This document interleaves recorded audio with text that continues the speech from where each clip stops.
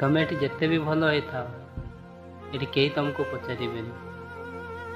ଆଉ ତମ ପାଖରେ ଯଦି ମନି ପାୱାର ଥିବ, ତମେ ଯେତେ ବି ଖରାପ ହେଇଥାଅ ସବୁ ତମ କଥା ଶୁଣିବେ। କାହିଁକି ନା ଅଜବ ଦୁନିଆ। ଏଠି ଯେତେ ଭଲ ହେଇକି ରହିଲେ କେହି ଏଠି ପଚାରିବେନି। ଆଉ ତମେ କିଛି ବି ନିଶା ନ କର, ସବୁଠୁ ଭଲ ମଣିଷ ହେଇକି ରହିବ, ନିଜକୁ ଭାବିବ ତ ନିଜେ ଠିକ୍। ଆଉ ଅନ୍ୟ ପାଇଁ ଦେଖିବା ପାଇଁ ଯଦି ଭାବିବ, ତାହେଲେ କେବେ ବି ତାଙ୍କ ଆଗରେ ଠିକ୍ ହେଇପାରିବନି। କାହିଁକି ନା